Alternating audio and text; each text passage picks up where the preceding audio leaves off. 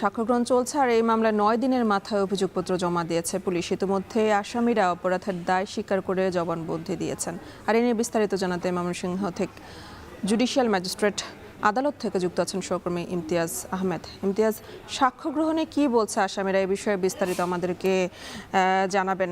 ইমতিয়াজ, আমাদেরকে এই যে মামলা চলছে এই বিষয়ে যে সাক্ষ্য গ্রহণ সেটি বিষয়ে জানাবেন আমাদের।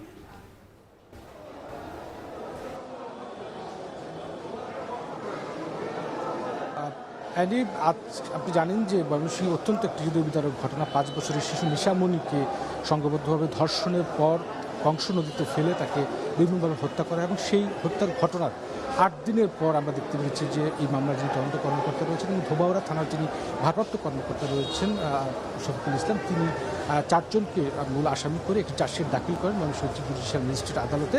এবং এরপরে আমরা আজকে যেটা দেখেছি যে চার্জশিটের আদালতে আজকে সাক্ষ্য গ্রহণ শুরু হয়েছে। ময়মনসিংহ জুডিশিয়াল ম্যাজিস্ট্রেট আদালত ভবনের 10 তলায় শিশু সহিংসতা দমন ট্রাইব্যুনালে আজকে 3 জন আসামিকে এখানে আনা হয়েছে এবং আজকে 4 জন এই আদালতের ট্রাইব্যুনালের যিনি জেলা ও দায়রা জজ রয়েছেন সুদীপ্তা সরকার, তিনি এই সাক্ষ্য গ্রহণ নিচ্ছেন বাদীপক্ষের। এবং বাদীপক্ষের পক্ষ থেকে আজকে রাজু মিয়া ওরফে লাখ মিয়া অর্থাৎ নিশামণির যে বাবা, তিনি সাক্ষ্য দিচ্ছেন এবং মোসাম্মদ ইকরাম মুনি, সেই সাথে সুফিয়া খাতুন, মোহাম্মদ জহিরুল ইসলাম এবং সহ 15 জন সাক্ষী কিন্তু এই মামলায় নেওয়া হয়েছে এবং আজকে 4 জন দিচ্ছেন এবং কালকে আরও 4 জন, এভাবে পালাক্রমে 15 জন সাক্ষ্য গ্রহণ করতে এখানে শেষ হবে। এবং সেই সাথে আজকে যাদেরকে এখানে তোলা হয়েছে, বিশেষ করে আসামি রয়েছেন আরিফ মিয়া, হাসান মিয়া ওরফে রাকিব এবং আবু সাইদ, এবং অপর একজন আসামি রয়েছেন মারুফ মিয়া, তিনি কিন্তু তার কিন্তু বিচারিক কার্যক্রম চলছে নারী ও শিশু আদালতে।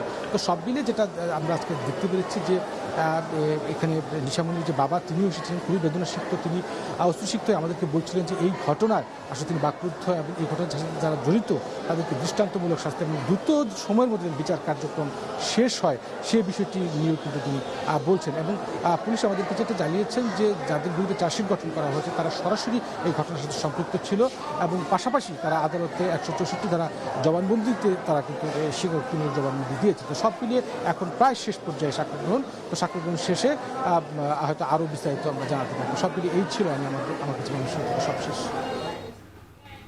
ময়মনসিংহের শিশু ধর্ষণ ও হত্যা মামলার খবর জানাচ্ছিলেন সহকর্মী ইমতিয়াজ আহমেদ।